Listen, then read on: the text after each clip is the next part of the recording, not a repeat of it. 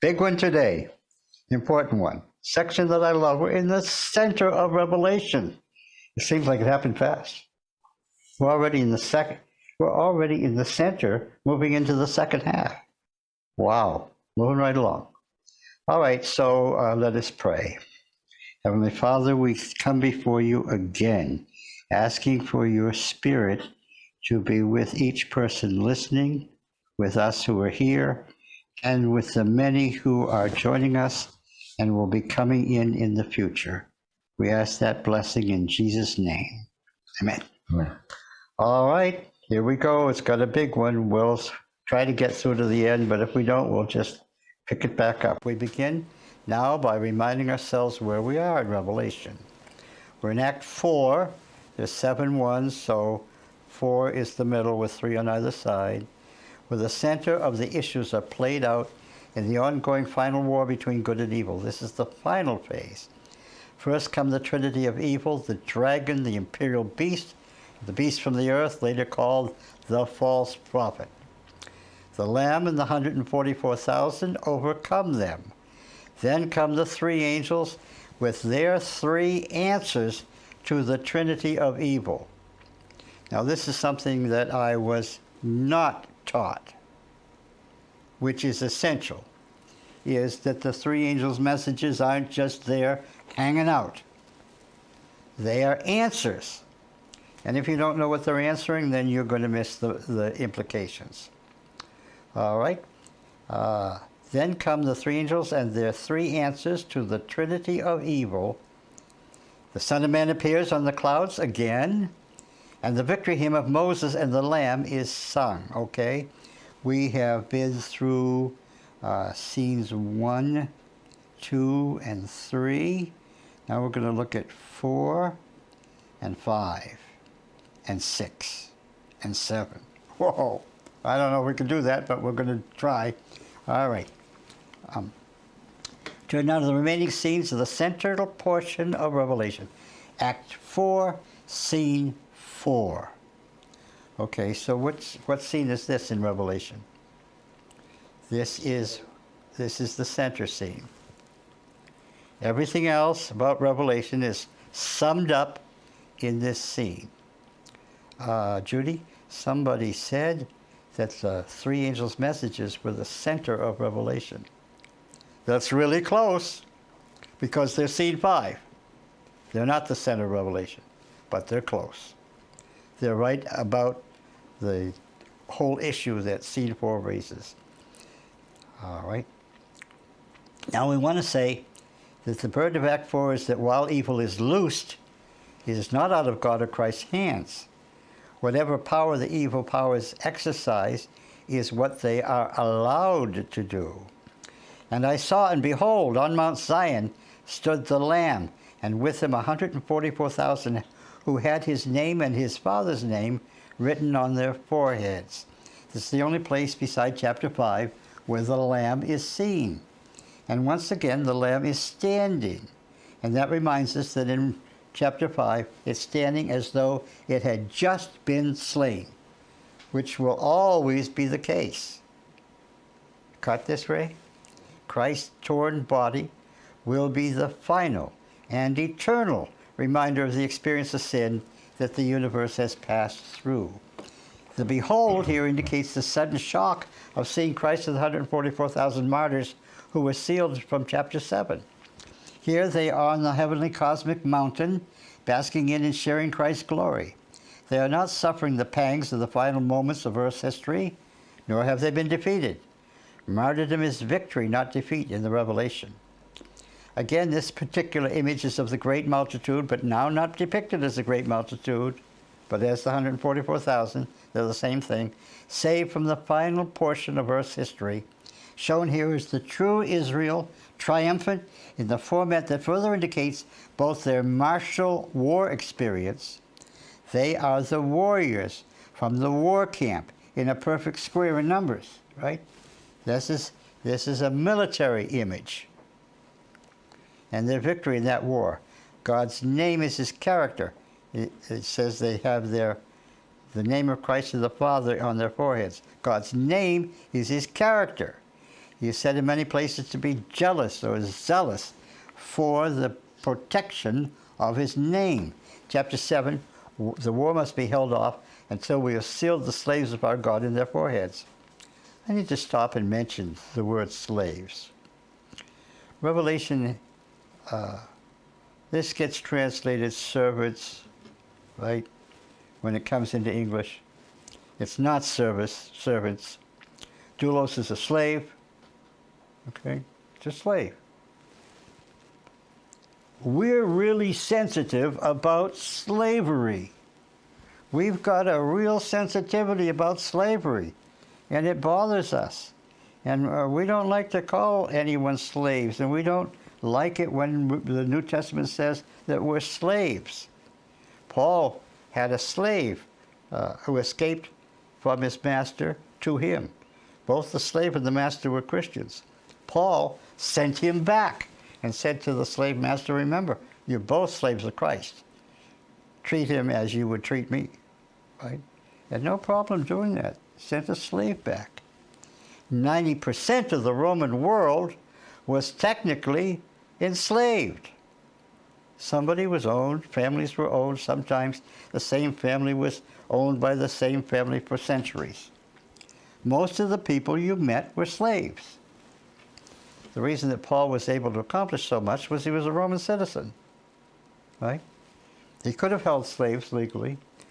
The thing that is a catch is, it wasn't forced slavery. You put your family into slavery if you could not afford to live, and some great house could use your services. It was not racial slavery. There's another big issue, right? It was not racial slavery. All kinds of people throughout the Roman Empire were slaves, as were people who were not slaves, okay? So it was not racial slavery. It did not bother anybody. The image in the New Testament of slaves to Christ and Christ as your master is one of the basic images, okay? All right. So how exactly did the 144,000 conquer the evil powers when it says very clearly in chapter 13 that the evil powers were allowed to conquer the saints? The evil powers conquer by exercising their ability to kill the saints. But Revelation makes clear that isn't the victory. That when one follows the Lamb in witness martyrdom, they prove that they have conquered the evil powers. And they have conquered the beast by the blood of the Lamb, that's the grace part, and by the word of their testimony, which is the works part, for they loved not their lives even to death. This is so important that we have to make it a rule. Miss this and you missed one of the most basic points of the book of Revelation. They have conquered the imperial beast by the blood of the Lamb. That's the grace part. And by the word of their testimony, for they loved not their lives even unto death. In Revelation, suffering martyrdom is considered proof that one has followed the Lamb. The Lamb was slain and conquered the beast. That's the point of conquest. If you can do that, you've made it. And they have conquered the beast by the blood of the Lamb and the word of their testimony, for they loved not their lives, even as far as or up to death. Please note what this verse says. It also reflects the basic view of Revelation in another important way. It says the way to conquer evil is twofold. First, we hear that they have conquered by the blood of the Lamb. That's the grace part. But salvation already earned automatically every single time that real faith occurs brings with it another reality. This is the part that Martin Luther was weak on and didn't get, and why he didn't like Revelation. There's a lot about deeds and works in Revelation. But that's always in response to a salvation you already have. It's never the cause of salvation. It seems easy to say, it's a huge difference. Every time that real faith occurs brings with it another reality. Salvation and faith always result in the correct actions or works. for they love not their lives even to death, which is the ultimate in good works. All right. And I heard a sound from heaven like the roar of many waters and like the sound of loud thunder. And the sound I heard was like the sound of harpers playing on their harps. Now, here's the sound of thunder. Interpreting hint. Every time that you hear a word, it doesn't necessarily have the same meaning in Revelation. Context is all in Revelation. This is a common mistake of folks who've never learned to read critically. Here, loud thunder means exactly that, emphasizing how loud the sound is. It has nothing to do with what the seven thunders said that was sealed. And then a quote, you may know this. This is really a powerful anthem. Hark the songs of peaceful Zion, thunder like a mighty flood. Jesus out of every nation has redeemed us by his blood. This is referring to this scene. Okay?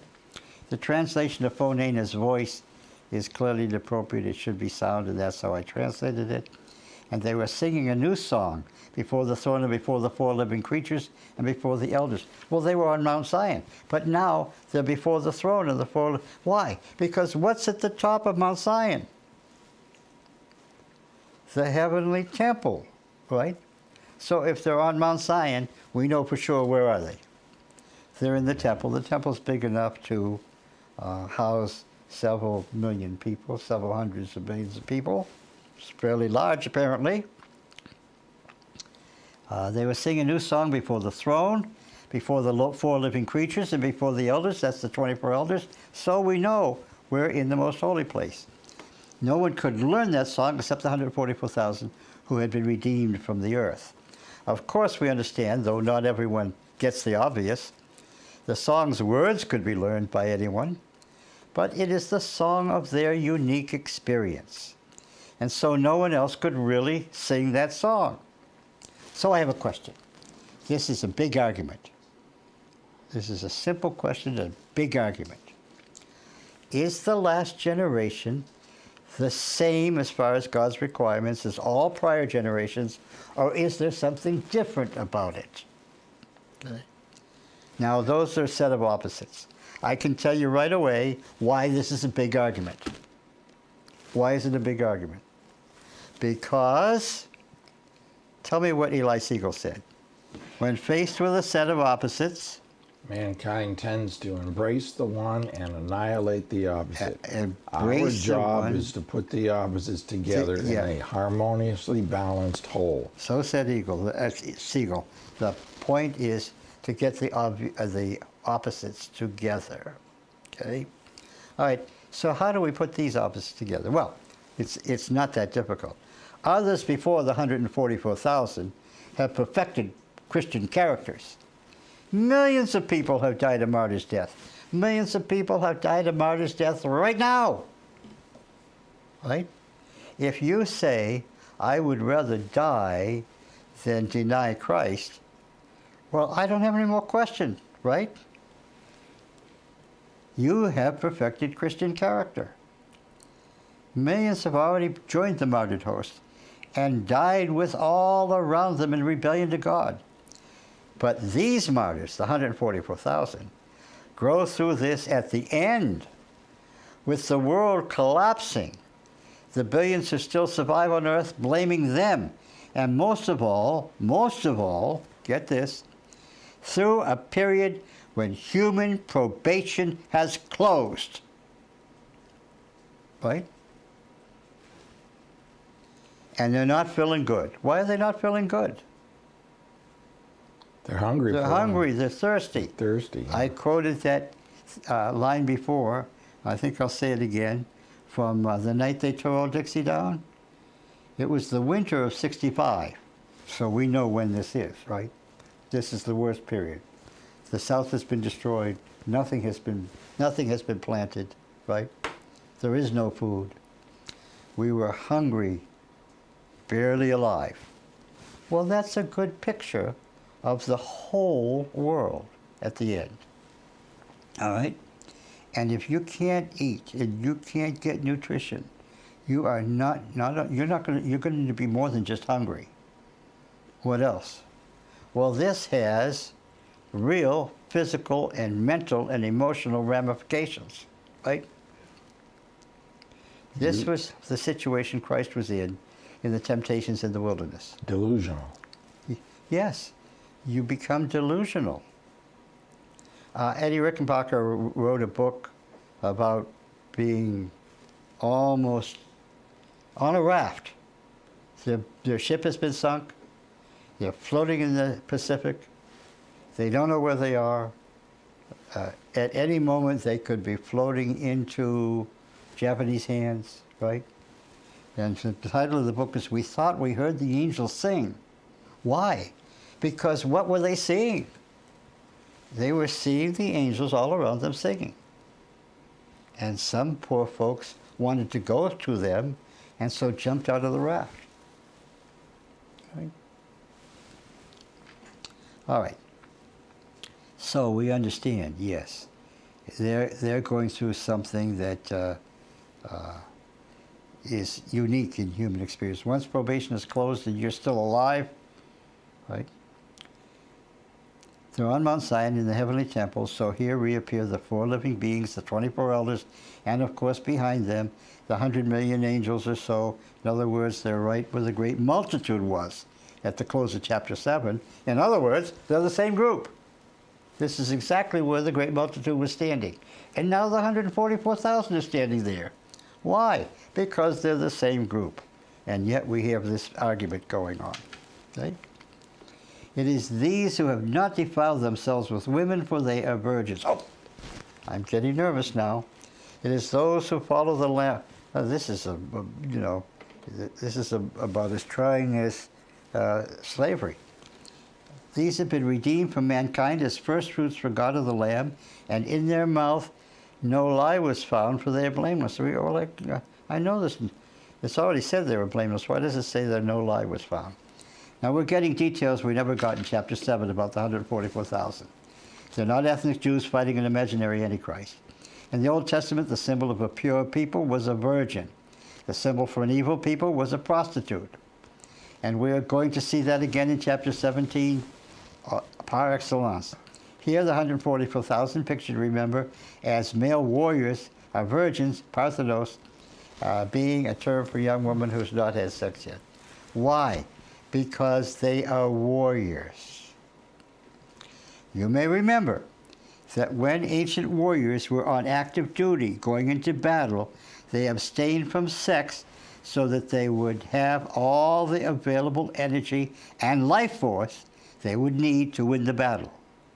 Okay? I asked earlier, give me an example. Well, here's an example. The army was away in Ammon, fighting in the capital of Ammon, Rabbah, because David wanted to take over the Ammonites. He wanted Transjordan back. He woke up, he saw a beautiful young woman bathing down below him in the moonlight, right? He called her, he did what any ancient king would do. He called her to him, and they had sex. And she became pregnant. All right? So this created a problem. The war in Ammon was likely to drag on, and it would become apparent eventually that she was having a child that was not her husband's. So David decided he would solve that problem. What was his solution? His solution was to call this man back, Uriah the Hittite. He wasn't even an ethnic Israelite. Uriah the Hittite, he was obviously a believer, and bring him back from the war so that he could go home. And David encouraged him to go home. And he said, and this is how he sealed his death, that he couldn't go home. He was part of a war that was still going on, and he was still duty-bound serving in that war. So he couldn't go home. And he wasn't going to go home. Right? Now, Joab was David's cousin. He was the the chief general of David's armies, right? And he was a scum. There's a technical term for you, Ray.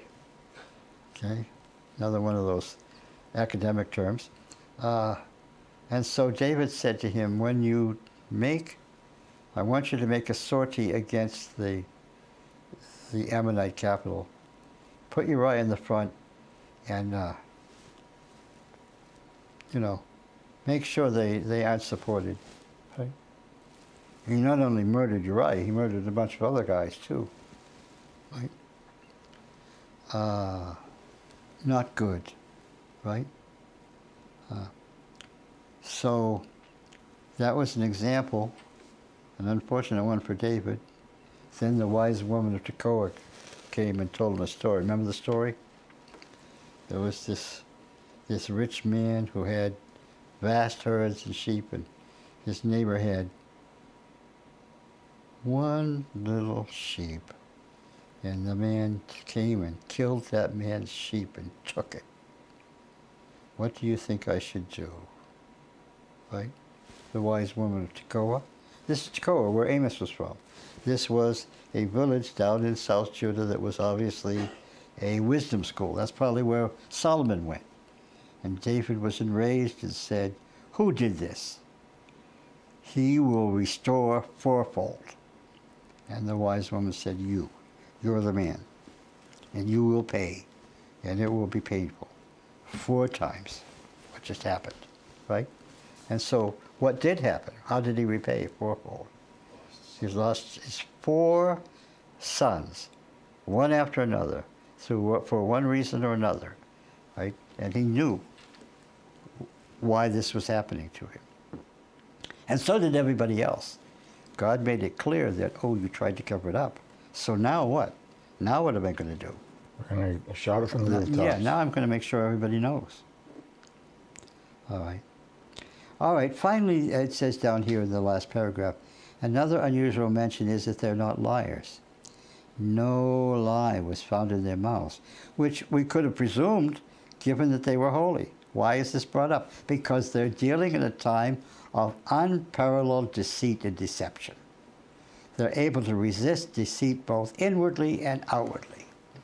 Now a review. All right, so we don't need to do too much here. Scene 1 gives us the dragon. Scene 2 gives us the imperial beast. They each have 7 heads and 10 horns, right? We're going to find out why the crowns are on the heads in one case and the horns in the other. The Antichrist beast rises from the earth.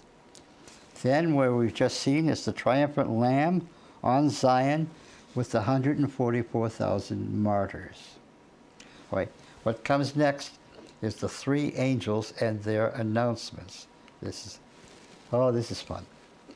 This is something to pay attention to.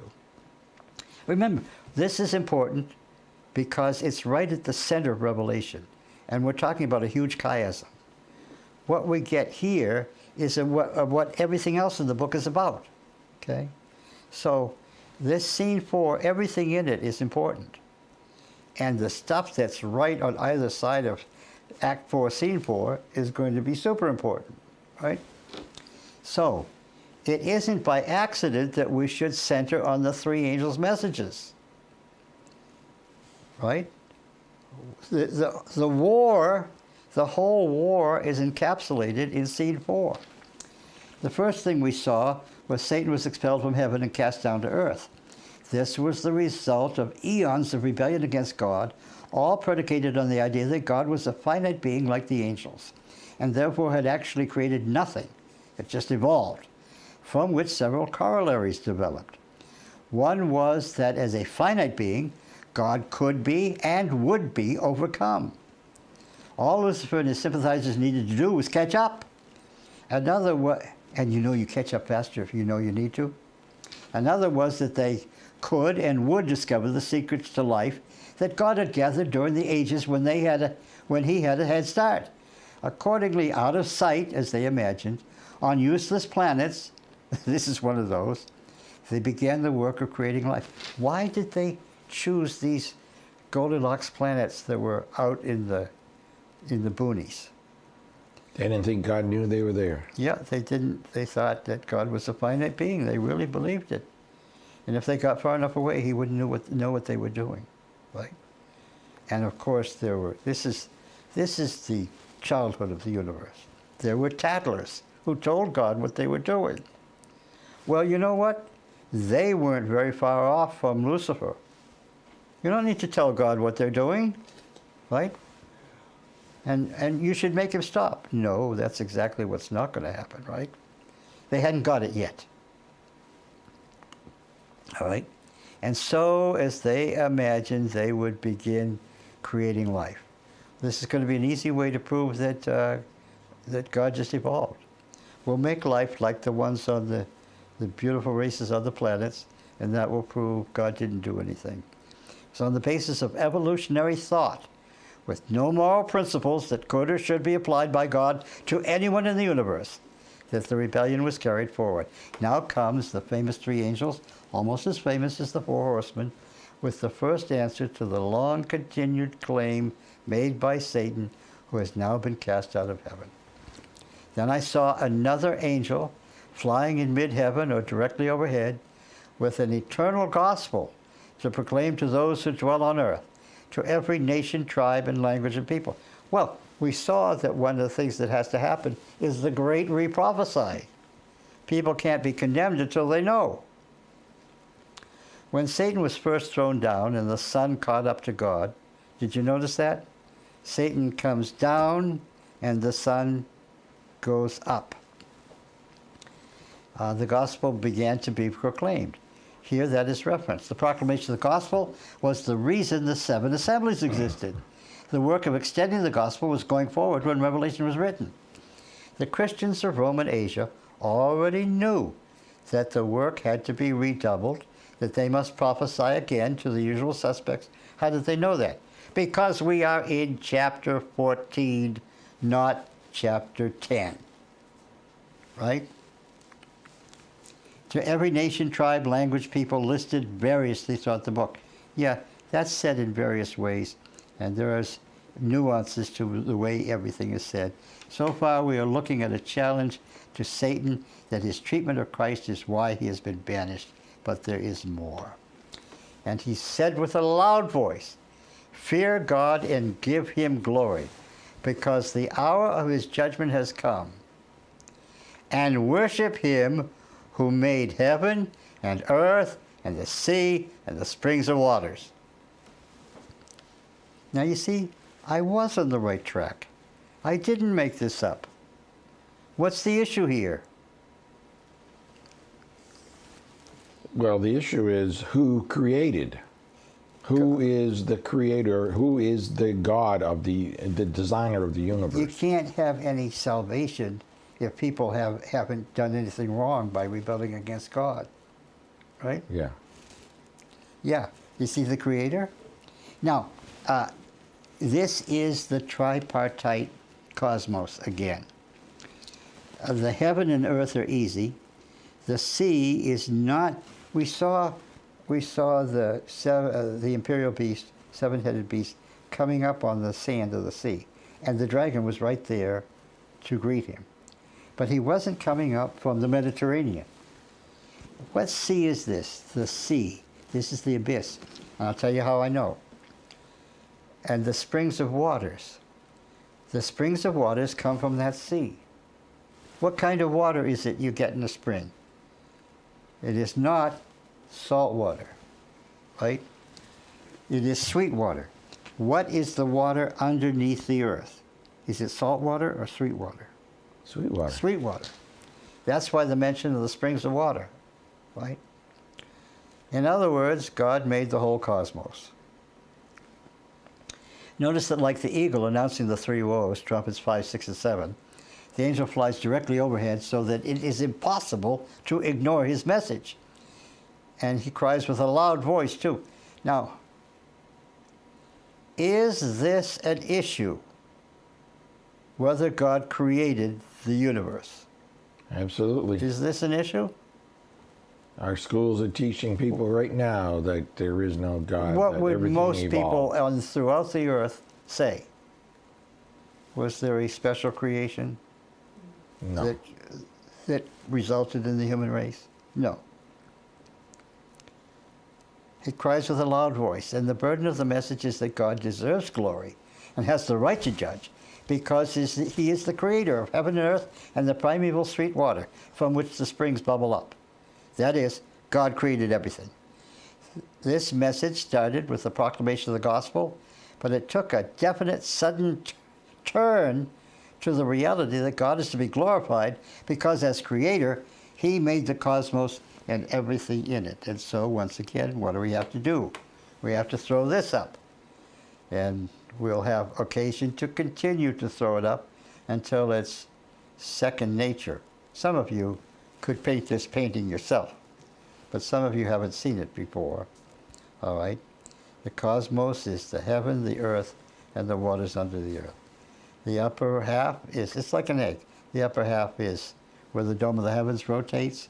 It's where light is. It's where the sun and moon are. The depths of the abyss is darkness and death. The god of the underworld is Mot, death. Right? All right. Where do good and evil meet? On the surface of the earth. Of the earth, on the earth plane.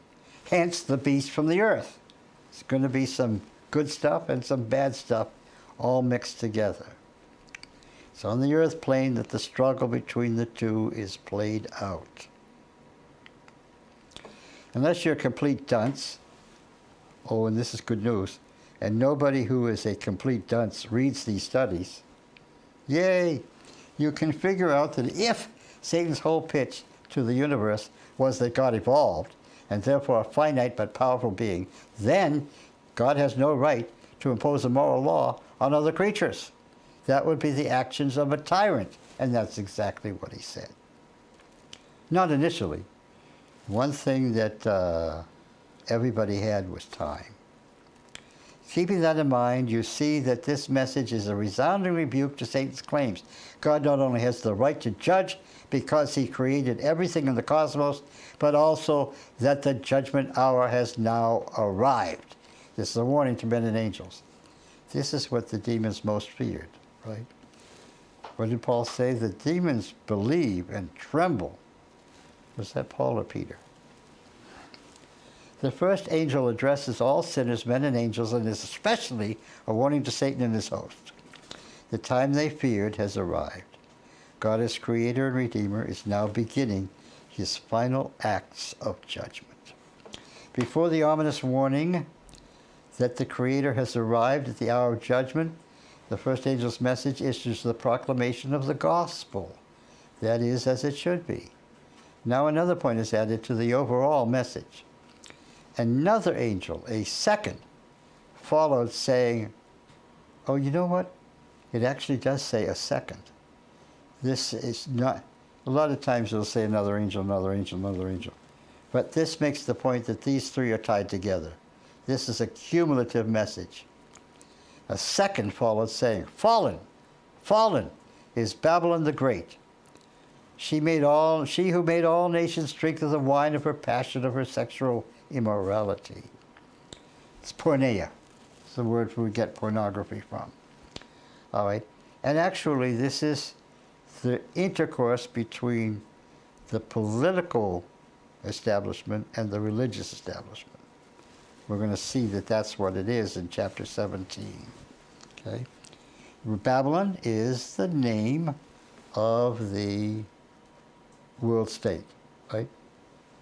Ever since Babylon destroyed God's temple, exiled God's people, right? And the king of Babylon kept trying to defy God's will for him, Babylon remained the symbol, right? Now, we see Nebuchadnezzar right in this statement, right? We're going to see it again in chapter 17. Well, I don't see Nebuchadnezzar there. Yes, you do. Fallen, fallen is Babylon the Great. The prophet Daniel came and told Nebuchadnezzar, listen, the Most High God is not really satisfied with you. You are a vicious ruler. You've got to calm yourself down. If you don't, you have this big, it was another dream. And it took guts for Nebuchadnezzar to ask Daniel what the dream was, because he had defied the previous dream. And then you remember the image. That's where the image comes from in Revelation. He made this big image, all of gold, right? His kingdom was going to last forever. In the interpretation of Daniel 2's dream, Daniel said very clearly, that's the kingdom that will last forever. And you can be part of it. No, Nebuchadnezzar wanted to be the ruler of the eternal kingdom. He wanted to play the role of Christ, right? That's what chapter 3 was about. And that's why Nebuchadnezzar says, didn't we cast 3 people into the furnace? But I see 4 walking around, and the 4th looks like a son of the gods. Right? Well, it's translated the son of God because that's one thing, but I don't think that's what Nebuchadnezzar meant. He meant a divine being. He was on the right track, right? But he didn't learn his lesson. That's chapter 3. In chapter 4, he has another dream, right? And he's told, you know, this big tree, which even the birds of the air nest in this tree, that's you. God has made you ruler over it. Everything you touch, you rule, right? Oh, there are people trying to get away from you, like Lydia, Egypt. But if you felt like it, you could conquer them too. God's made you the master of the world. But he expects certain things as a result. Okay. And Daniel told him, you've got to do better. And this was in the spring at the New Year festival. He was getting information from the wrong God, right?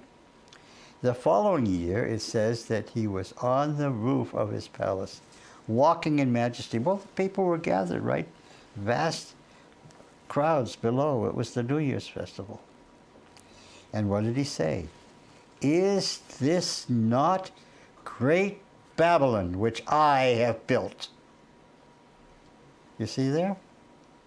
Babylon the Great came from that moment. And immediately a voice from heaven said, "O Nebuchadnezzar, to you this is spoken." Right? Okay. All right. So, we're going to see that again. What does the harlot have in chapter 17 written on her forehead? Babylon the Great, the mysterious great harlot, right? Yeah. Still an echo of Nebuchadnezzar's defiant stupidity. What happened to him? He went insane. He went insane, right? Daniel said, I'm sorry to hear this. This is going to be a good news to your enemies and those who hate you. But I have to tell you this, right? He didn't listen. But that was okay. The governors of Babylon were Daniel's cousins. They could have been, they were princes of Judah. They could have been cousins, or they could have been half-brothers, whatever. They were all princes of Judah, right? A king had lots of wives, so there'd be lots of princes. That's the way it is in Saudi Arabia today, right? The king has a son who's running the show. That's because it's a co-regency. Yeah, okay. All right. The second angel, without much elaboration, cries emphatically and twice, right? Fallen! Fallen! Okay. I think that this emphasis is clear, that Babylon is fallen. Later in chapter 17, we get elaboration. For now, it's enough to remember that Babylon is the chosen symbolic name for the world state in rebellion to God. That is, the second angel's message is directed at the composite or amalgamated imperial beast. What's it made up of? Well, it's made up of a lion, a leopard, a bear, a dragon, right?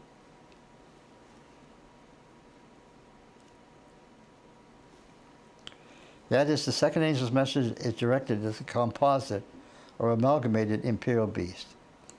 The wedding of church and state is here compared to sexual immorality.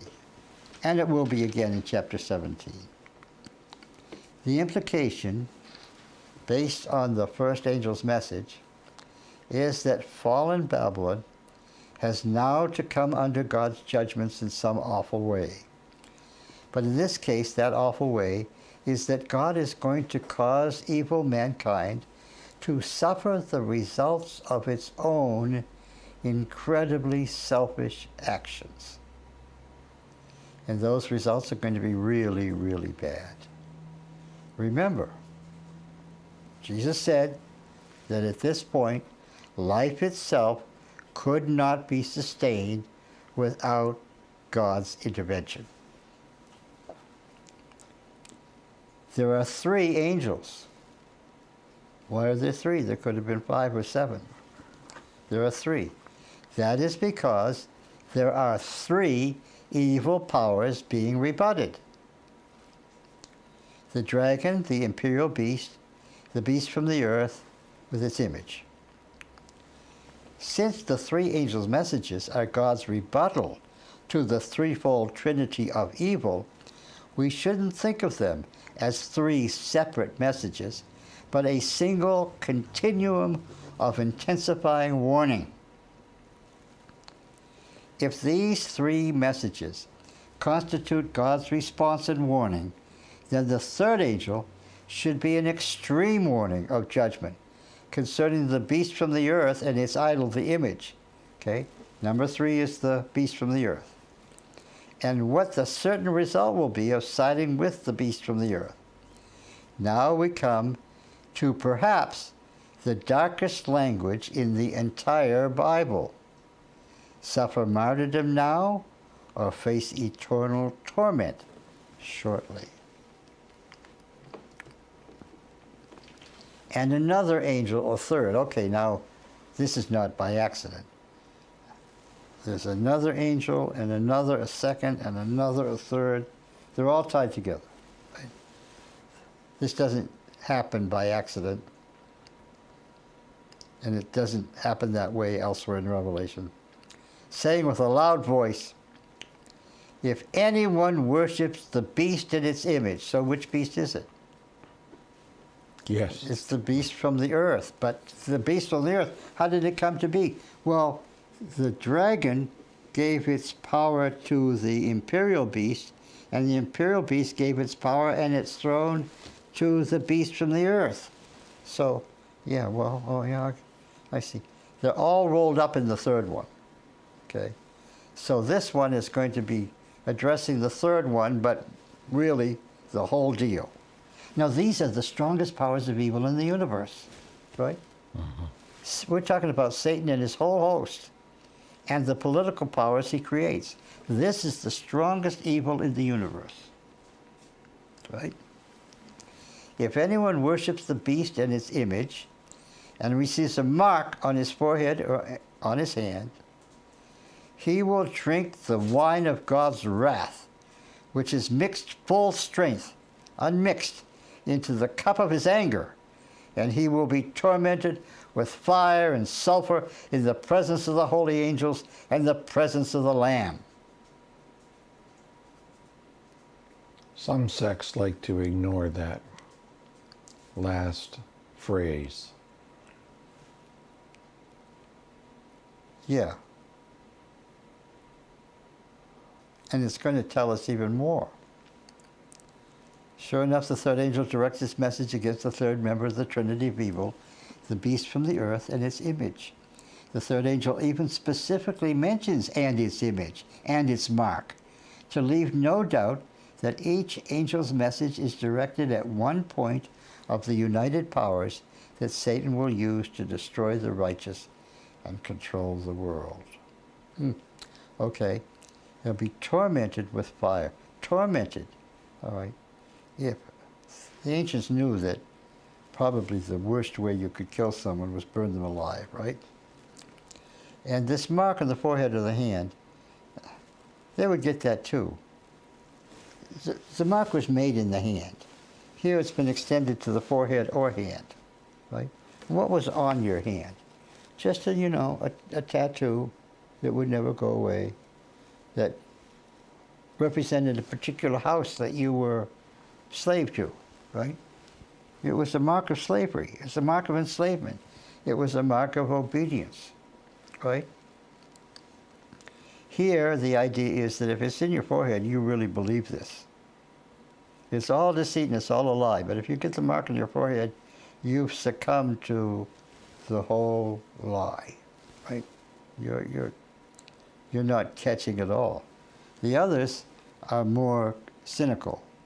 They get the mark of the hand. They know what's going on, but what? They go along to get along. You got to do what you got to do. Right? I don't think this guy's going to save the world, but I sure know if I disobey him, he's going to kill me. All right. And this, now, I wrote a series on the realm of the dead. It's 6 or 7 parts. It's long. And some people will need to read this. I looked at every verse in the Bible that says anything about death. All I'm going to say is you need to read those studies. We want to know what the Bible actually says. We have to affirm what the Bible affirms and deny what the Bible denies. Okay, here's something it affirms. And the smoke of their torment goes up into eternity of eternities. And they have no rest day or night, these worshippers of the beast in its image, and whoever receives the mark of its name. Oh, the mark of its name. Well, that's the 666, that's 0. This is even more evidence, if any was needed, that the 3 angels are a rebuttal to the deceptions of the 3 evil powers, the dragon Satan, the imperial beast Babylon, and the coming ruler of the world state, the beast from the earth and its image. This guy's also called the false prophet. So, our series of the false prophet is really going to be important because the false prophets that are there now are leading to the great false prophet. And the false Christs that are there now are leading to the great false Christ. All right? The passage also contains a completely correct biblical view of the nature of death. We already saw in the souls under the altar giving out their complaint to God for lack of vengeance on their martyrdom that something other than the usual understanding of death is present. Yes, it's true that you don't float off to heaven to sit on a cloud or go down to hell to be burned with the devil's pitchfork. That's all nonsense. But it's also true that there's more to death than you've been taught. All right, here the worshippers enjoy no rest for the eternity of eternities, which is very, very specific. Why?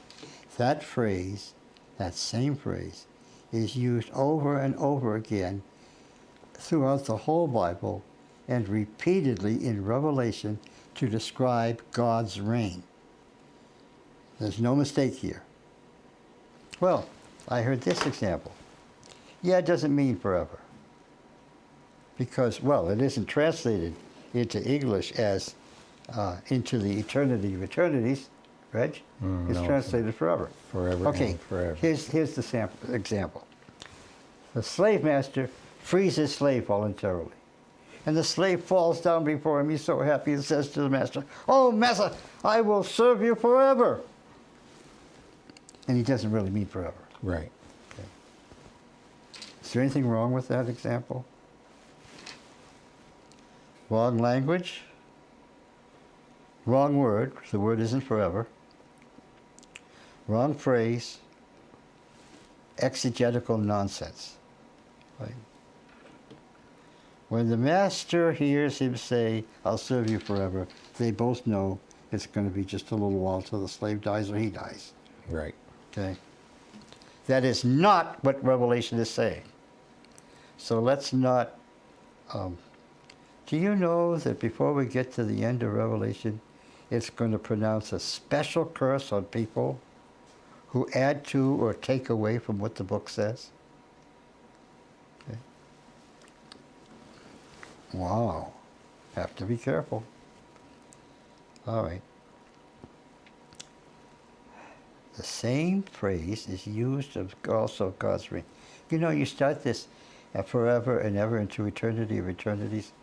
You started in Hebrew, and it runs all the way through the Old Testament. And in many different books in the New Testament before you get to Revelation. There's no doubt what it means. What does it mean? It means Eternally, forever and ever, as long as life will continue, which is forever. if you're talking about this is what God's reign is about, And God is eternal. and God is eternal, right? Yeah, that period of That's time. the definition of him. Yeah. God is eternal in a different way than we are because we started and we've kept going. So our experience tells us, once you started, you could go forever. But what it doesn't, and this is the mind bender is, yeah, but God didn't have a beginning, right? Right? And you say, was he always such and such? Well, unfortunately, always is a word that expresses time. But God created time, right? And space. Okay. How are you going to explain to me what God was doing when there wasn't time? Well, there's some things in the Bible that we take our sandals off, like God told Moses. Take your sandals off. You're standing on holy ground, right? You're about to talk to God, the Creator, right? And before you say anything, understand what the situation is, right? All right. The smoke of their torment goes up into eternity of eternities. Maybe it's just the smoke. Maybe it's not them. And they have no rest day or night. That's them, right? It's not just smoke. The image is fire, right? The image is of fire, the lake of fire, right? And it's not talking just until they are dead and burned up and gone. It's talking continuously They have no without rest. stopping. They have no rest day or night. And day or night is not going to be day or night for the lost. It's just a typical phrase meaning constantly, right? What do the wicked want? They want something with all their being. What does Satan want more than anything else? To be God. Yeah. Oh, it's pathetic. He shows Jesus all the kingdoms of the world and all their glory. And he says, I'll give it all to you if you just bow down and worship me. It's so desperate, right? It's desperate. All the wicked will be that desperate. Unrequited love. You know what unrequited love is? Where you fall in love with somebody who's not ever going to love you back. And it's desperate. Have you ever met people like that? If you're a pastor, you get to meet lots of people like that. Can you talk somebody out of unrequited love? I wouldn't know. Well, no. There's lots of other fish in the sea, lots of wonderful people. What's the answer? No. I don't want other people, right? I want that. I can tell you who Satan is in love with. Himself. He's in love with himself. And what does he want? Desperately. To be worshipped. Yeah. And for all eternity, what's not going to happen? He is not going to be worshipped. And since they no longer are embodied in a body that gives you power, right? That's the whole big difference between life and death in the Bible. You don't have all these capacities. They weren't great because we're sinners. But when you put them back into a person in the resurrection, you've got great power, right? It's this physical, spiritual continuum of great power. But even that's lost in death. All right. So, Revelation speaks of the final fate of the lost here and elsewhere. Compare, and the smoke of their torment goes up into or for eternity of eternities. And they have no rest day or night, these worshippers of the beast in its image, and whoever receives the mark of its name. Okay, that's what we just looked at. Now look at this. And the lost marched up. This is at the end of the millennium. The wicked are resurrected. There's not going to be an earthly kingdom on earth. Everybody's dead. The dispensationalists. You know, John Nelson Darby was a brilliant man. But he was a brilliant man whose mind was controlled by Satan. He made his own he was a very, very good linguist. He made his own translation of the Bible, but it's reflected his twisting of Scripture. The lost marched up over the broad plain of the earth and surrounded the camp of the saints, even the beloved city. It says "and" there, but "and" also means many other kinds of conjunction. Kai doesn't mean just "and." That is to say, the camp of the saints, that is to say, the beloved. Why is it called the camp of the saints? Because it's back to that war theme, right? Uh-huh. See that. Yeah. All right. But fire came down from heaven and consumed them, and they will be tormented day and night into the eternity of eternities. Then death and Hades were thrown into the lake of fire. This is the second death, the lake of fire. And if anyone's name was not found written in the book of life, he was thrown into the lake of fire. It's not like Revelation just mentions this in passing and you could skip it. Maybe it was an unfortunate choice of words, right? God made Revelation. There isn't any unfortunate choice of words. All right. Act 4 again. What have we seen? We saw that the dragon comes in scene 1. The imperial beast comes as scene 2. The beast from the earth and its image comes as scene 3. The triumphant lamb and the 144,000 martyrs, showing their triumph over all these powers. The three angels rebut what the other three have said. Now we're coming to scene 6. The Son of Man appears on the cloud. I think we may make it. There's no doubt that the three angels' proclamations constitute God's final answer to the Trinity of evil. In fact, these answers cannot be fully understood if they're not seen in the full context of Acts 4, right? I don't know. I went through a lot of religious school. My mommy and daddy paid a lot of money for me to learn the truth, right? Did your mommy and daddy do that? Yep. Yeah. Were you the only one they sent through? Oh no. A whole bunch of them? A whole bunch of us. I heard that you're part of a brood. Yep. Yeah? 7.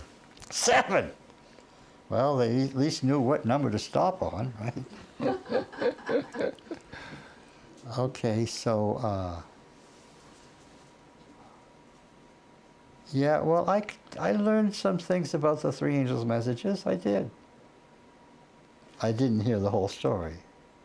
That's unfortunate because what? It's important to know the whole story. Yeah, you got to know the whole story, If you don't know the story, you are at risk of being deceived. Deceived, that's right. Because, as we have pointed out repeatedly, the best deception is what? One that is 90% true. The more truth you can 90% mix correct. in, the more that deception looks good. The three evil powers, the dragon, the imperial beast, and the earth beast. The dragon says God is not the creator, but there's the Lamb on Zion triumphant over him, and worship. The first angel says, worship him who created. The imperial beast says, well, kill the saints, all of them. And here the Lamb is with the 144,000, they're alive again. And what is the case with the imperial beast? Babylon has fallen. The earth beast with its image and mark. a victory song is chanted over that very power. And what do the three angels say? Anyone with the mark of the beast or image is to suffer eternal torment into the ages of the ages. Okay? This is an important graph right here. Right? All right, so the stark message of the third angel is that one must not, under any circumstances, however dire, receive the mark of the beast in the forehead or the hand. Rejection of the mark would be a forerunner to martyrdom. So one choice is to overcome by forfeiting your life. Of course, the mark isn't something physical like a tattoo as the Romans used to identify a slave. Rather, it is either acceptance by being deceived as a deceived believer, the forehead, or one who obeys to save his or her life, the hand. The other choice is to save your life and accept the mark of the forehead or hand, either by being deceived as deceived believer in the beast, or by obeying because you have to in order to stay alive. That choice saves the current life briefly, but then one comes under judgment and automatically enters into eternal torment into the ages of the ages. So it is a choice to accept the death of a martyr or face eternal torment. Right? Die now or die later. There's the third angel's message. You don't have a choice here. This is the choice, not one that you would say, well, I want that one. That one's better. Right? Okay. There is one that's better. Yes. But is it going to be pleasant? Look, ISIS was on its way. They were coming down into Syria. And this Christian bishop was told, this was on the evening news, was told, you got to get out of here. They will cut your head off. And he said, what? He said, I know. That's what martyrs do. Right? And he quoted this passage. Right? Now, I knew the reporter wasn't understanding how this could be, but I understood what he was saying. Right? All right. So, yes, it's choose what kind of death. Choose a temporary death and eternal life, or try to stay alive a little longer. I mean, we've already pointed out that the physical earth is declining. We haven't got to chapter 16 yet. But I will tell you, the 7 last plagues are not on people. Do you know what they're on? The earth itself. Yes, they're on the earth. It says, in fact, I think if I can, I've got a Bible here. I think it even is very explicit. Let's see, this is an English Standard Version. It should give us a pretty good thing here.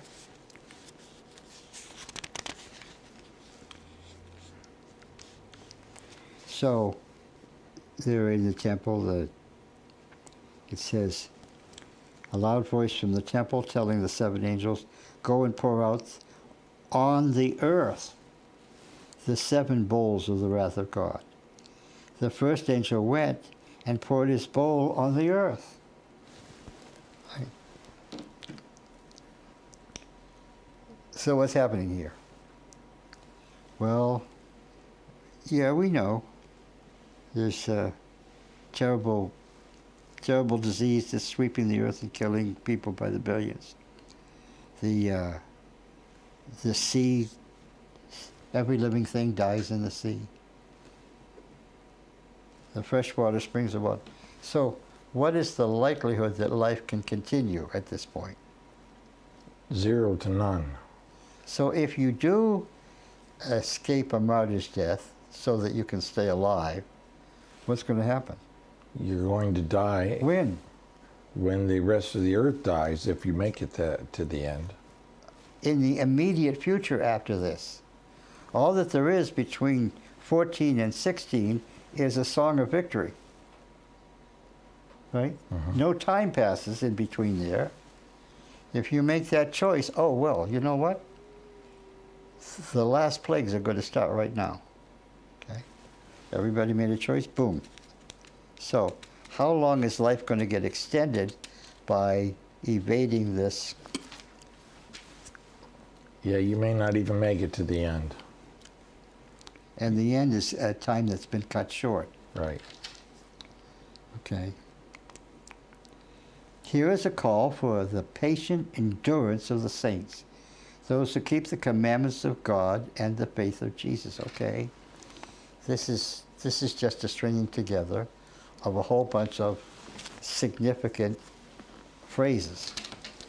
All right. John tells the assemblies he is on Patmos patiently during his exile. In fact, if you look this phrase up, you'll find it runs all through the New Testament. John tells the assemblies he is on Patmos, patiently enduring his exile, 1:9. Ephesus also was waiting in patient endurance, 2:2 and 3. Those remaining faithful in Thyatira are commended for their patient endurance, 2:19. Philadelphia is commended for keeping Christ's command of patient endurance, 3:10. Here the term is finally defined. Patient endurance means keeping the entelos, that's the commandments. Keeping the commandments at a particular level, it's the Decalogue. And holding the faith of Jesus, which of course implies a witness that leads to martyrdom. It is characterized by keeping. What does keeping mean? Watching over or protecting the commandments of God. That's a basic Johannine phrase. The commandments all through the Gospel of John, all through the epistles in Revelation. That means keeping the two sides of the law by love, not by order. This is the basic New Covenant promise, that the law would be written on the heart. Okay? All right. So, there it is. Here is a call for the patient endurance of the saints, those who keep, watch over, extend, protect the commandments of God, and faith in Jesus. Actually, being a genitive, it can be genitive of source, faith that comes from Jesus, or the faith that Jesus had, right? It means all of those things. And I heard a voice from heaven.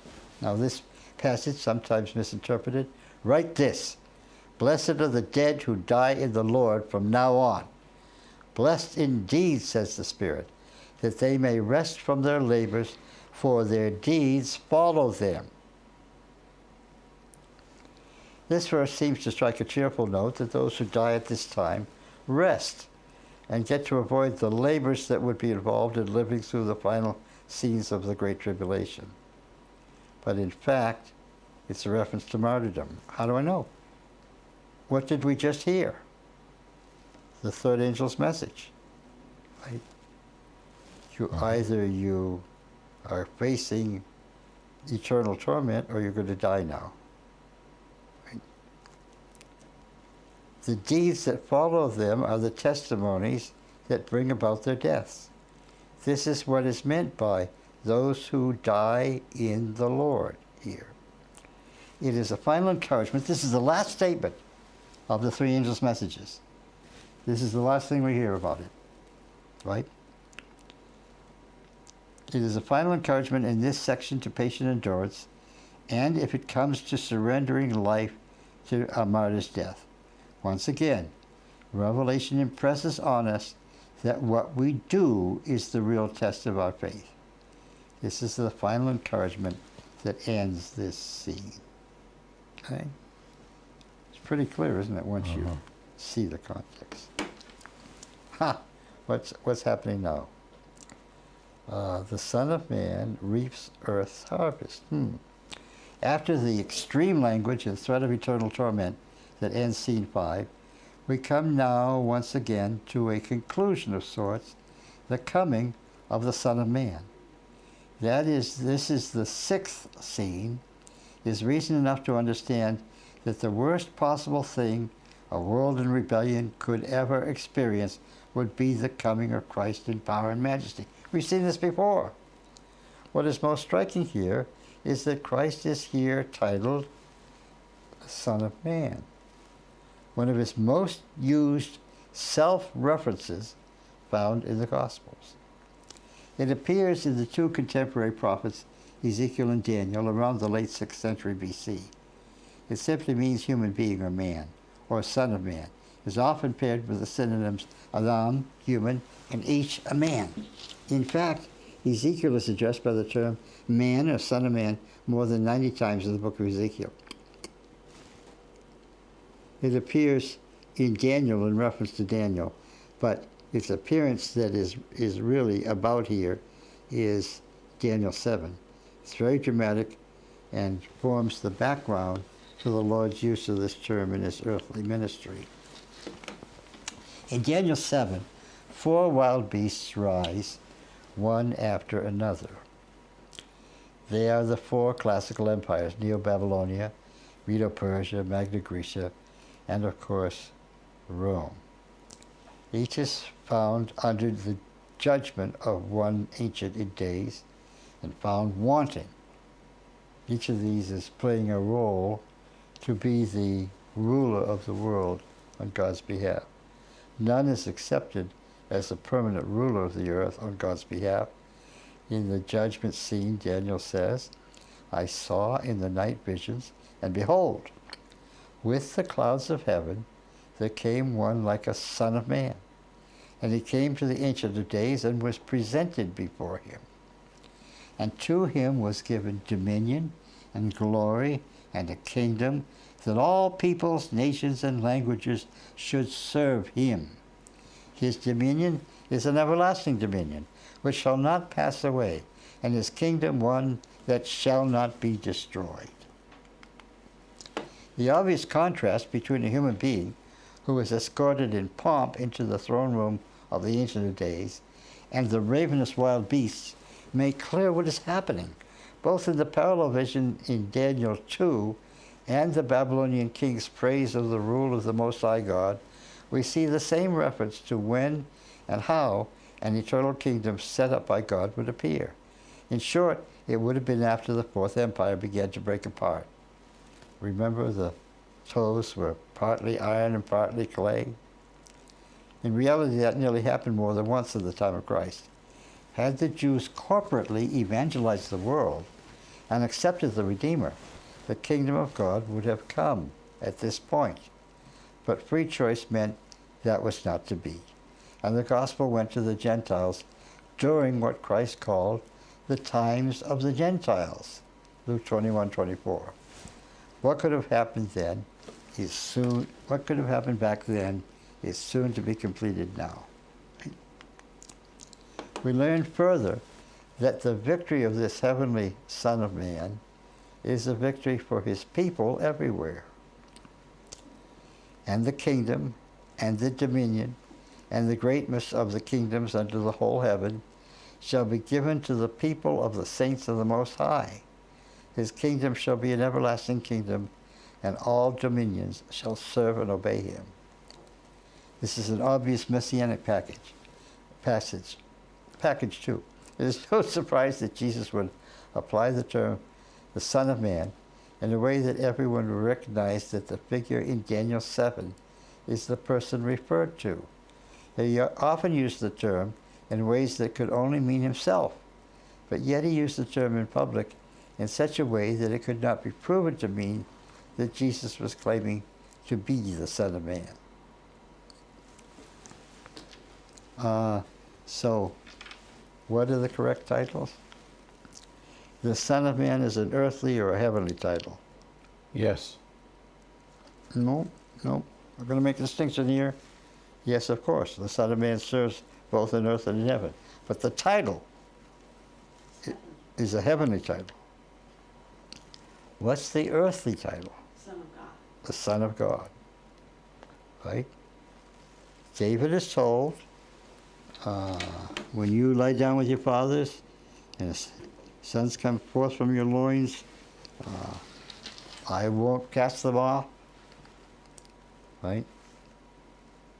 If they sin, I will chasten them with a rod, but I won't cast them off as I did Saul. And I will be his father, and he will become my son. Right? So, every time there was a new Davidic king, what did people wonder? Is he it? Is this the one?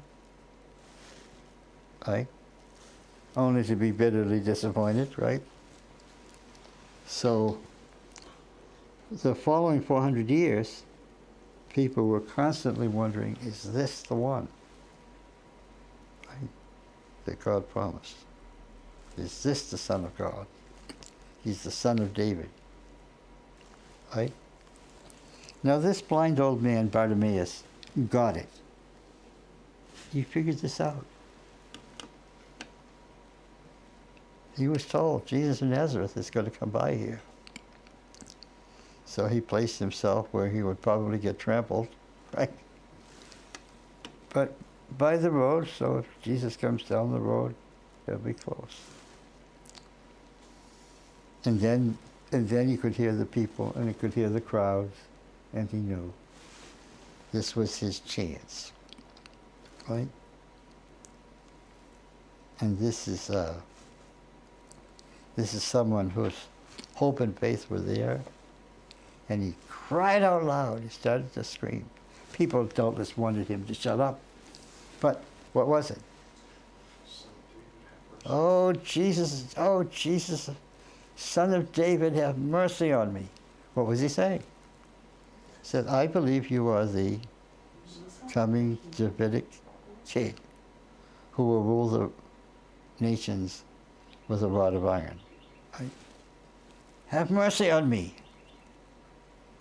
So Jesus abruptly did what he did, right? He stopped to attend to this man's blindness, right?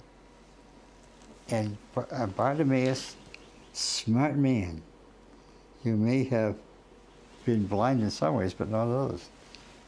He used the term, Jesus of Nazareth, Son of David. He caught it. Perfect. Very shrewd. All right? All right, so now, when Jesus said the Son of Man is doing this or that, he was really choosing a divine figure, a heavenly figure, a human being who rules from the heavens at the right hand of God. Right? Oh. And the priests and the spies listened, and they did a slow burn. Because what did they know? He was claiming to be that son. Yeah, they knew. They knew. You couldn't technically catch him, but they knew. He's talking about himself. Right? This was terribly irksome. They couldn't say that he claimed it. He only answered when the high priest, in his trial, said, tell us, are you the Christ? Right? There he was, the nation's highest authority, under oath. What did he say? Yes? Yes, you have said so. You said so. I wouldn't be here if you didn't have an issue with that. And you will see the Son of Man coming on the right hand of power. Oh. Right. They will see the Son of Man coming on the clouds of heaven with power and great glory. Matthew 24, we expected to be there, but then Matthew 26, Mark 13 and 14, we expected in Mark 13. 14 is reintroduced. And they will see the Son of Man coming in a cloud with power and great glory. Luke 21. Again, those are parallel passages. Then I looked, and behold, a white cloud, and seated on the cloud one like a son of man, with a golden Stephanos on his head, and a sharp sickle in his hand. The clouds, singular, or clouds, plural, are the same symbol What is this cloud anyway?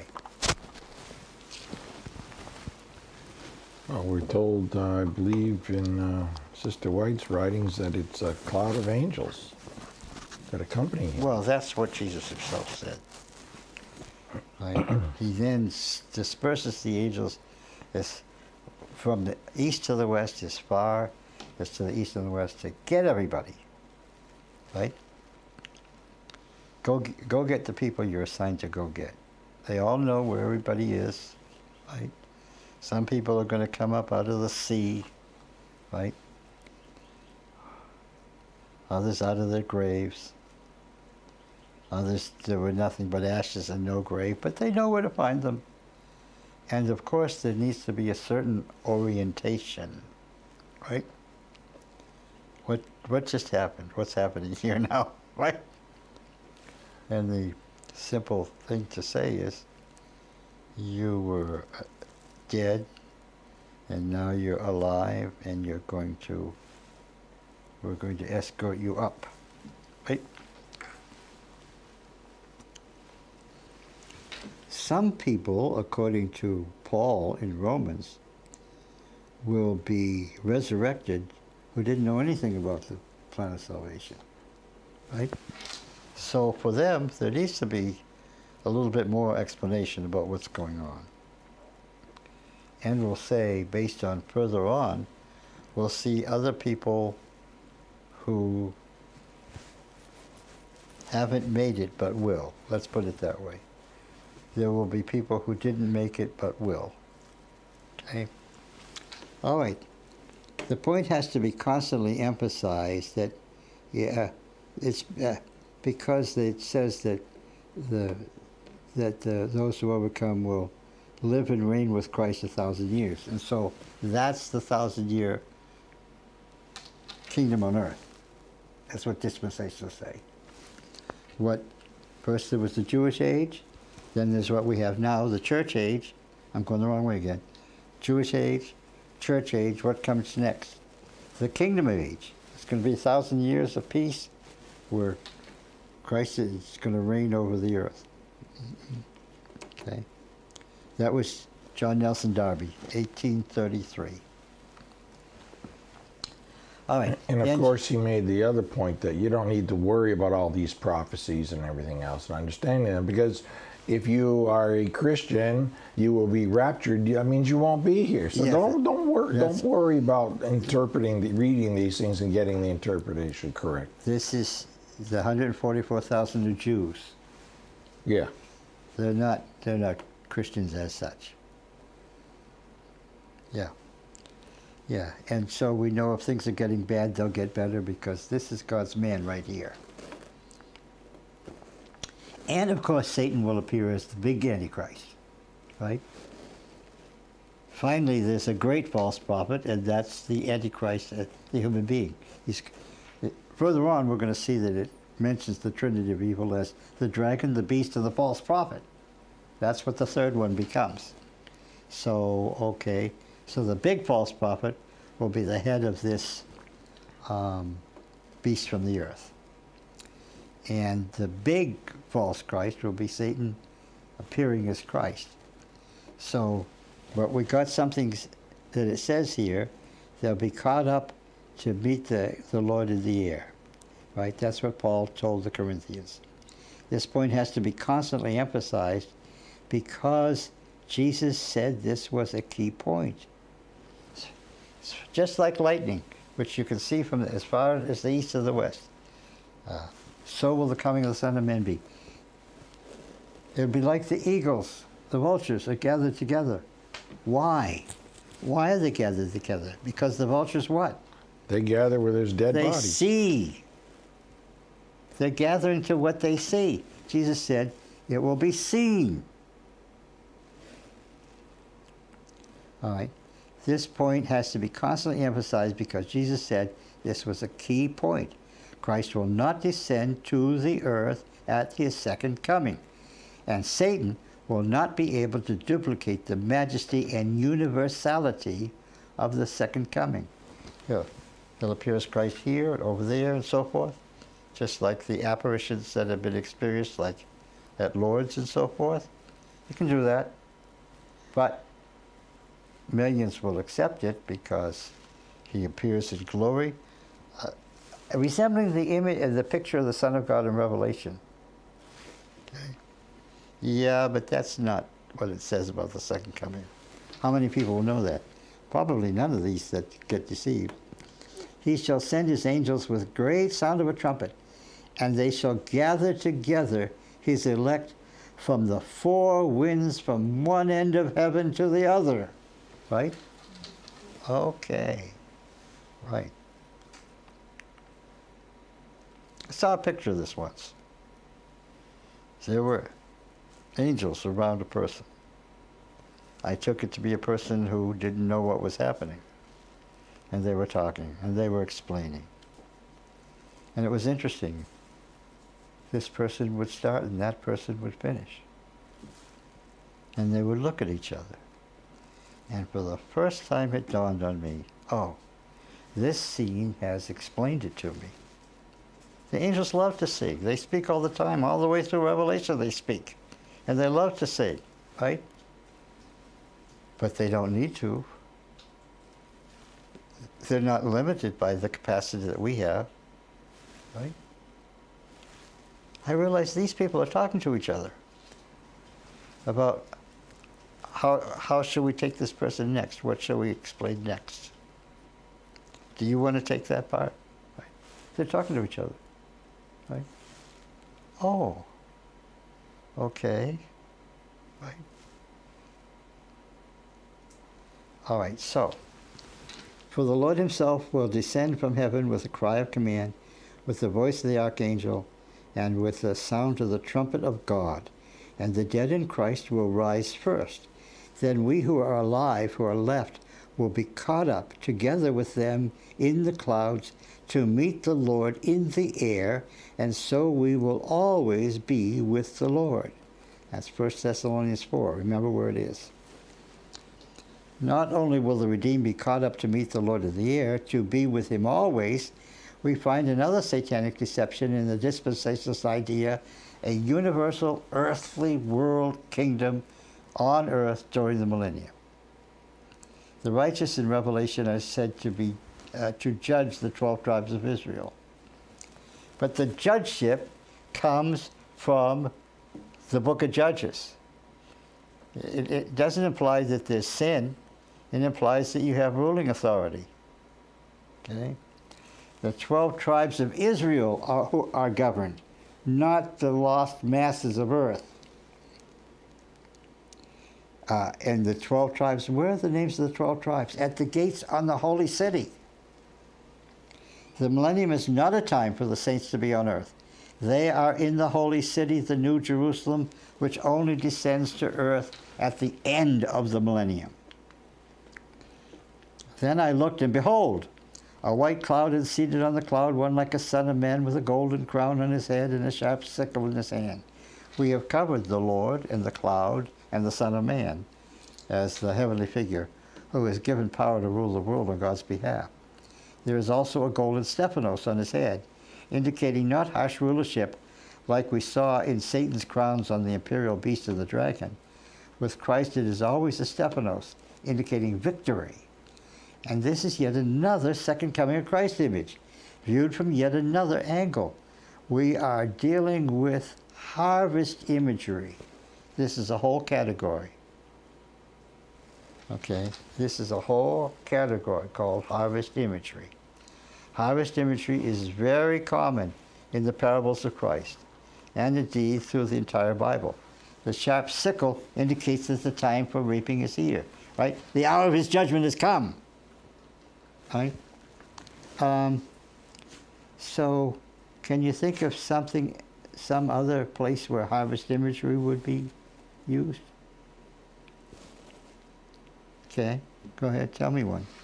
The woman at the well, the villagers were coming out. Jesus said, if the harvest is ripe, praise to the Lord of the harvest. Already the harvest is ripe. Pray to the Lord of the harvest. Yes. A sower went forth to sow. And some seed fell here and some seed fell there. and some grew up to yield 100-fold. Right? The wheat and the tares. Right? In the end, it's only at the end that you realize, oh, that's not wheat. Looked just like it. Anything else?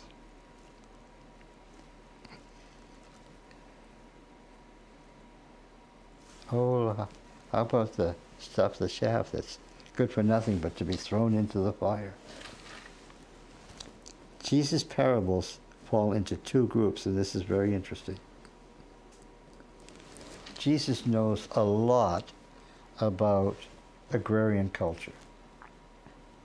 He really knows a lot about it. And he uses it a lot because of his audience. But there's a funny dichotomy. Jesus knows a lot about kings and how they do things and how they treat people and how they run things and what their view of the world is. He really characterizes kings really well. Remember now, Nazareth is a workers' village for Sepphoris, the capital of Galilee, where Herod the Tetrarch was given 1/4 of the former dominion of his father, Herod the Great. Right? They sent Jesus, the priests sent Jesus to Herod in the hopes that he would condemn him so they didn't have to. And Herod sent him right back, said, oh no, that's not going to happen. All right? So again, he was called the Tecton in Nazareth. The people were amazed that he was preaching what he was. Isn't he the Tecton? Isn't his father the Tecton? Doesn't the whole family do this? Right? Wait a minute. Right? Yeah, and what was their business?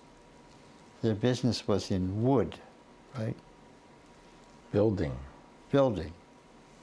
You couldn't build a Roman city and not have wood. Well, they were great with concrete, they were great with cement, and great with stones. But the Romans didn't want to live in stone houses, right? What did they want in those stone houses?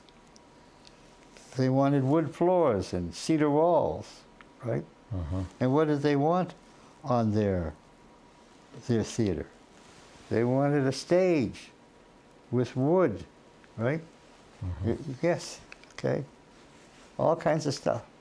We want beautiful doors that are carved and stuff, right? And this was especially true in Sepphoris. Why?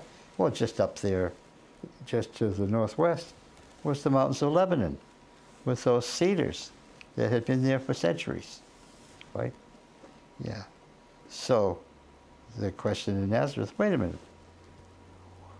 What is he doing? Isn't he a contractor? Wasn't his father a contractor? Aren't all his brothers contractors? What on earth is he doing applying the messianic prophecies to himself?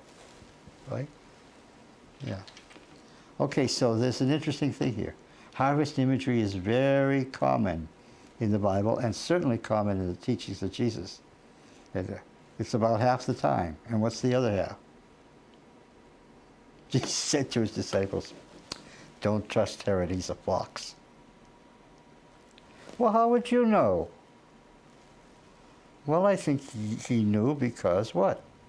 His father was the guy whose business it was to supply all of this, all the different things you needed to have wood for as you're rebuilding a Greek city and making it a great, glorious city. He wanted his capital to be as good as Jerusalem. Okay? So yeah, so we got the harvest imagery is the big deal here, but remember, there's also the royal imagery. And another angel came out of the temple, calling with a loud voice to him who sat on the throne, on the cloud, put in your sickle and reap, for the hour to reap has come, for the harvest of the earth is fully ripe. So he who sat on the cloud swung his sickle across the earth, and the earth was reaped. Across the earth. The earth is a flat plane. Don't think of a planet. I know that the word earth is there. That's just merely referring to the ground you walk on. That's Yes. the earth. That's the earth. Yes. Or the land. Yeah. Haaretz is the big newspaper in Israel. That's the land. Yeah. Right? Mm-hmm. If we said the land of Israel, that's what gets translated as earth. All right, this is true to real life when the temple stood. The Sanhedrin in the late Second Temple period would have to issue the okay for the harvest to begin. In this harvest, we're talking about the spring harvest in March to April, and that was the grain harvest. This was when a sheaf of grain was weighed before God in the temple as thanks. That is the first fruits mentioned in connection with the 144,000 in the previous. It's the only place in Revelation where I have a direct reference to the spring festival. All the others to the fall festival. The scene shows awareness of the reality of two harvests. Okay? If you were not aware of the grain harvest in the spring and the vintage harvest in the fall, this chapter would be odd indeed. You should see some of the things I read. So now we have another directive. Then another angel came out of the temple in heaven, and he too had a sharp sickle. Another angel came from the altar, the angel who has authority over the fire. And he called with a loud voice to the one who had a sharp sickle, "Put in your sickle and gather the clusters from the vine of the earth, for its grapes are ripe."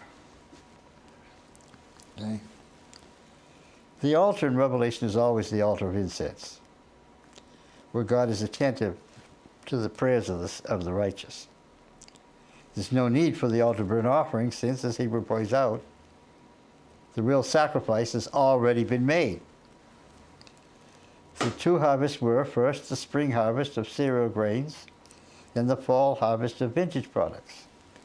This was the normal way of counting the year: spring, summer, fall, winter. I have often pointed out that this is the calendar in Revelation. The end of the cycle is the fall, culminating in Yom Kippur and Booths. Two harvests. The easy way to remember is this. At Passover in the spring, people ate the Passover meal, which included wine. But wine was made in the fall. See, if you remember that, everybody knows that Passover is in the spring, right? Say, yeah, but the problem was that they didn't have wine. So the fall is when the vintage harvest, and the spring is when the grain harvest. So in order to preserve the vintage, grape juice was boiled down to jelly and put in wineskins. You don't put new wine in old wineskins. Jesus said about learning to accept advancing truth. There was a fellow who wasn't sure how odd it was that I was saying that the papacy didn't have a deadly wound around 1798. Well, I suppose that's odd if you didn't know what happened. Did I make it up? No. I know what happened after Pope Pius VI died. What happened? They elected Pope Pius VII, who was far more crafty and successful than Pius VI. So remember, you didn't have any wine at Passover, but had to make it from the fall vintage harvest. Since the vintage harvest is the close of the sacred year, the picture in this scene places the vintage harvest last. In Revelation, again, Yom Kippur and Booths is the setting at the end. The grapes had to be separated from the cluster vegetation, and then it was burned. And hence the angel with power over fire. So the angel swung his sickle. Wait a minute, I thought that the guy on the cloud was doing this. The angel swung his sickle across the earth and gathered the grape harvest of the earth and threw it into the great winepress of the wrath of God. Well, this makes us, the scenes are tied together in lots of ways. We know that. We're familiar with that now. What did it say? You're going to be made to drink the wine of God's wrath, right? And here we have the same phrasing. The winepress was trodden outside the city, and the blood flowed from the winepress as high as a horse's bridle for 1,600 stadia. That's really in reference to the raiders. That's as far as you can go from one way to the other in Asia, right? It's like everything is blood, right? This is, once again, it's a clear picture where Christ is pictured in yet another way, and when the angels involved in the scene are found doing Christ's work as if they are Christ. Let me read to you something out of the next chapter about the 7 last plagues. Okay. You know that there are 7 angels with 7 bowls of God's wrath, right? Right? Okay. Now, Revelation 16 says,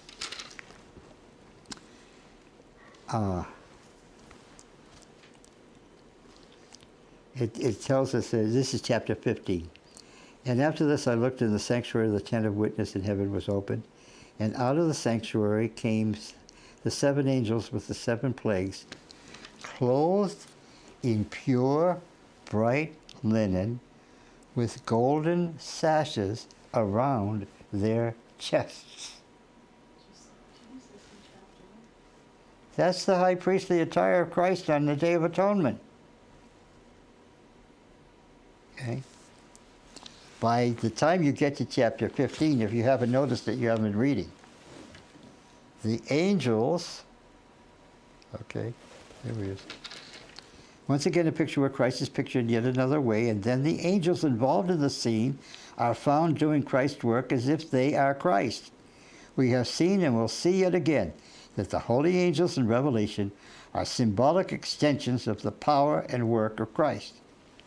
Revelation isn't about angels. What's it about? It's about Christ. The staggering magnitude of the blood, the obvious image related to the blood is wine up above, tells us about the fierceness of the judgment. In the Revelation, we see that it often cross-references related symbols. Here we have to look to the previous scene where the lost must drink the wine of God's wrath poured unmixed into the cup of his anger. Okay. Act 4, Scene 7. The victory hymn over the beast is chanted. Then I saw what appeared to be a sea of glass or crystal mixed with fire. And those who had been victorious or conquered the beast and its image and the number of its name, standing beside the sea of glass with harps of God in their hands. And they sing the song of Moses, the servant or slave of God, and the song of the Lamb, saying. Act 4 must end with a victory hymn, celebrating those who had overcome the strongest of the evil powers. The beast from the earth, the image it made, and the Antichrist and his number name, which are all specifically mentioned. Are they really? Oh, the beast and its image and the number of its name? Yeah, sure enough. The clear crystal sea now reflects the fire of the judgment below, symbolized in the previous scene by the appearance of the angel with power over fire. The judgment of the 3 evil powers is anticipated, but that comes in a later act. Here we are setting the stage for the victory hymn. The Song of Moses is found in the very last section of the last book of the law. Then Moses spoke the words of this song until they were finished in the ears of all the assembly of Israel. That's Deuteronomy 31. The song is a long history of being fostered as God's foundling, casting off his care and living out the consequences, then returning in reliance on the God of Israel above all pagan gods. It is ultimately a song of experience, of redemption and restoration. Moses came and recited all the words of this song in the hearing of the people, he and Joshua the son of Nun. And there's chapter 32. It's long. Okay? Great and amazing are your deeds, O Lord God, the Almighty. Just and true are your ways, O roads, O King of the nations. This argument about whether that word should be nations. It is nations. Look at the third verse. All nations will come and worship you, which we've seen in several places that we've read just before this. He's the King of the nations. Who will not fear, O Lord, and glorify your name? For you alone are holy. All nations will come and worship you, for your righteous acts have been revealed. You know, it really isn't until the end of the millennium that you get all nations worshiping God. Okay, summary statement. In Act 4, the story of the war between good and evil was picked up at the coming of Christ, who was then caught up to God. The treatment Christ received from Satan was so outrageous that the heavenly host attacked and drove out Satan and his angels, who were cast down to earth. This was in strong contrast to the confusion in John Milton's Paradise Lost, where both the timing and motivation was in error. In Paradise Lost, Satan leaves at the beginning, and he leaves of his own volition. Completely wrong. He's attacking. He's the accuser of the brethren all the way through the Old Testament. Right? And the motivation of his leaving in reality was because he was driven out. The confusion that John Milton's Paradise Lost caused has stuck. Thus the war was transferred to the earth plane, being carried out first by the dragon himself, then the imperial beast, then the beast from the earth, who set up an image to symbolize the new state religion of the global state. Remember, the Antichrist slowly evolves into the place where he tells people it's okay because what? I am God. Right? As under Domitian, isn't that what was happening to the Christians in Roman Asia? Uh-huh. As under Domitian, anyone not worshiping the beast from the earth, its image, or receiving its mark, was to be put to death. What was Domitian's title? Which means what? Lord and God. In Act 5, we will see the final outpouring of judgments on these powers and their human slaves. Okay, that's the summary. That's the end. Okay, but it gets better. You folks who are here, I expect will be here next week, and also you'll bring some others with you. The Lord bless you and keep you.